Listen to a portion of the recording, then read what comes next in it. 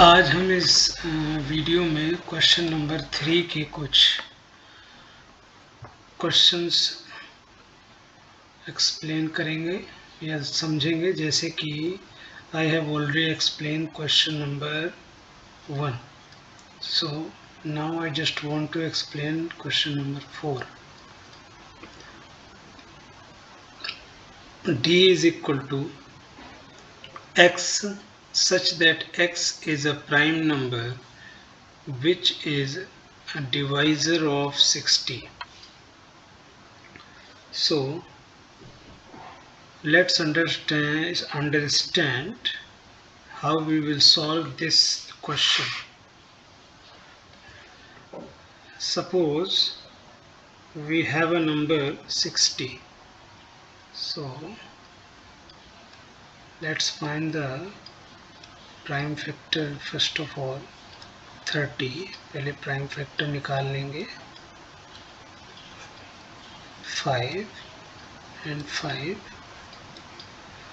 So the prime factor of 60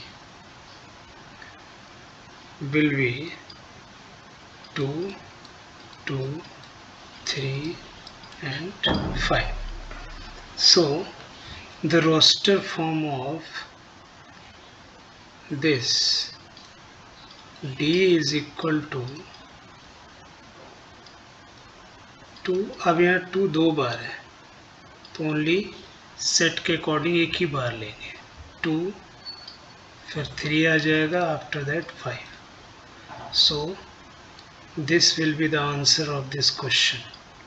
question का answer जो होगा वो ये होगा, रोस्टर फॉर्म का, same as it is question number 5. The set of all letters in the word trigonometry. So trigonometry later में हमें इसको रोस्टर फॉर्म में कन्वर्ट करना है, तो इसमें जो भी लेटर 2 बार या 3 बार आ रहे होंगे वो उनको सिर्फ एक ही बार लेना है. जैसे कि E is equal to T, R, I. After that G, O, M. And O देखिए यहाँ पर 2 बार है तो एक ही बार लेंगे. उसके बाद M,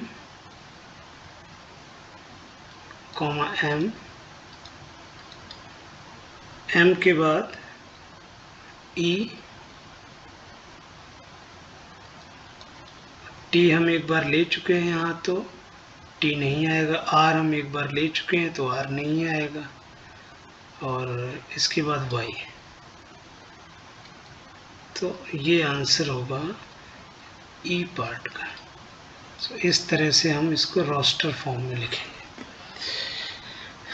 इसके बाद समझते हैं question number 4. This is a question number 4. So right the following set in the set builder form. अब इसमें क्या करना है, इसमें जो है क्वेश्चन नंबर 3 था कि सारे ये पार्ट जो है सारे के सारे सेट बिल्डर फॉर्म में लिखे हुए हैं, एक प्रॉपर्टी की फॉर्म में.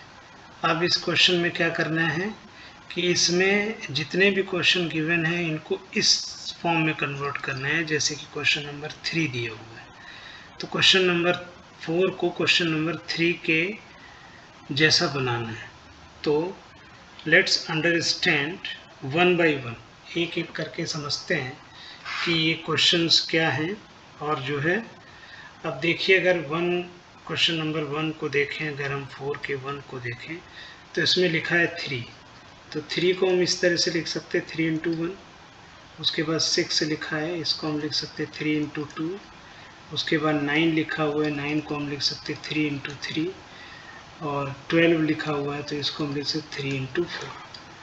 ओके, तो ये इस तरह से एक सीरीज चल रही है. ठीक है, ये सभी जो है 3 के मल्टीपल है, 3 की टेबल में आते हैं 3.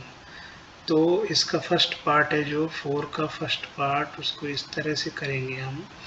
रोस्टर फॉर्म में हमें इसको सेट बिल्डर फॉर्म में चेंज करना है। ये क्वेश्चन रोस्टर फॉर्म में दिया हुआ है, तो इसको सेट बिल्डर फॉर्म में किस तरह से लिखेंगे, जैसे कि x such that x is it clear is a multiple of 3 less than 4, ऐसे भी लिख सकते हैं, या इस तरह से आप लिख सकते हैं is equal to 3n comma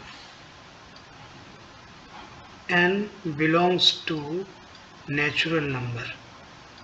जो स्मॉल n है ये वाला, ये यहाँ आएगा और ये नेचुरल नंबर को बिलोंग करेगा। क्यों? क्योंकि यहाँ पर ये नंबर जो आ रही हैं ये सब क्या है, नेचुरल नंबर है। They all are natural number because they are the counting number.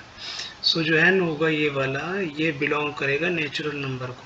तो इसको इस तरह से लिखते हैं। एंड रेंज क्या होगी कि ये नंबर एंड कहाँ से कहाँ तक, 1, ये यहाँ है 1 से लेकर के 4 तक।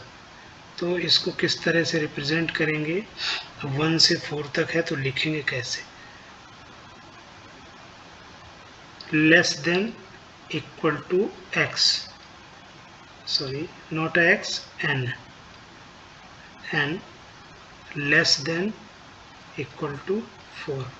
तो यहाँ पर हमने रिस्ट्रिक्ट कर दिया कि जो n की वैल्यू है वो सिर्फ 1 से लेकर के 4 तक ही रख सकते हैं। इसमें ये जो रिलेशन है इसमें जो है, तो हमें जो सेट A है उसको हम इस फॉर्म में कन्वर्ट कर देंगे दोबारा से। तो ये लिखने का तरीका है कि हम इसको किस तरह से लिख कर रिप्रेजेंट कर सकते हैं। और तो ये जो फॉर्म हमने अभी लिख करके तैयार किए, ये हमारी है जो है सेट बिल्डर फॉर्म है। सेट बिल्डर फॉर्म को हम रोस्टर फॉर्म में किस तरह से कन्वर्ट कर रहे हैं, ये चीज़ इसमें गिवन है। नाउ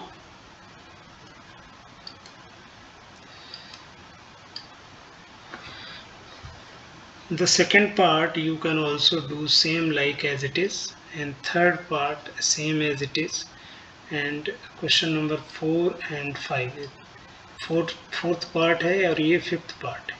तो जो है इसको हम इसी तरह से एक्सप्लेन कर सकते हैं जैसे फर्स्ट पार्ट को एक्सप्लेन किया है। तो अगर हम क्वेश्चन नंबर 4 को देखें, फोर्थ पार्ट को अगर देखें तो इसमें एलिमेंट है 2, 4, 6। तो ये इसको A से रिप्रेजेंट कर लिया, इसे B से कर लेना, इसे C से आप कर लेना, इसको D से। तो अगर हम D से रिप्रेजेंट करना चाहते हैं इसको x सच दैट x, अब इसको समझने की बात है कि ये है क्या, ये किस तरह का सीक्वेंस दिया हुआ है, ये सीरीज किस तरह की दी हुई है कि 2 है, 4 है, तो ये सभी के सभी इवन नंबर हैं, ठीक है। और जिसमें ये डॉट्स जो लगे हुए हैं ये जो है इंडेफिनिटली प्रेजेंट कर रहे हैं, इन्फिनाइट तक जा रहे हैं। Infinite number of even number हम ले सकते हैं। तो इसके लिए हमें सिर्फ लिखना कैसे पड़ेगा कि जो है हम इसको सेट बिल्डर फॉर्म में रिप्रेजेंट कर सकें। तो यहाँ लिखेंगे x such that x is an even number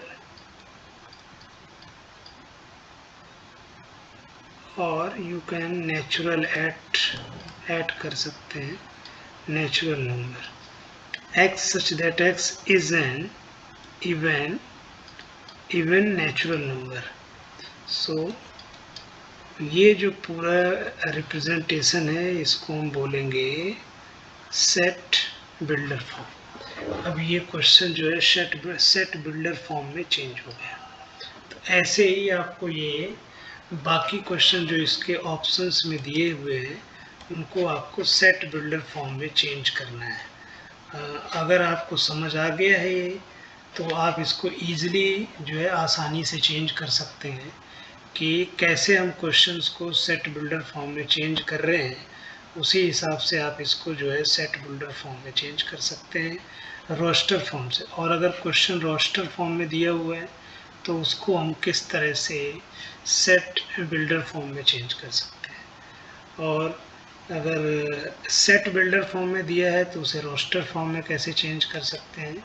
ये सारी चीज़ें जो है हम इसमें समझने की अभी हमने कोशिश की है।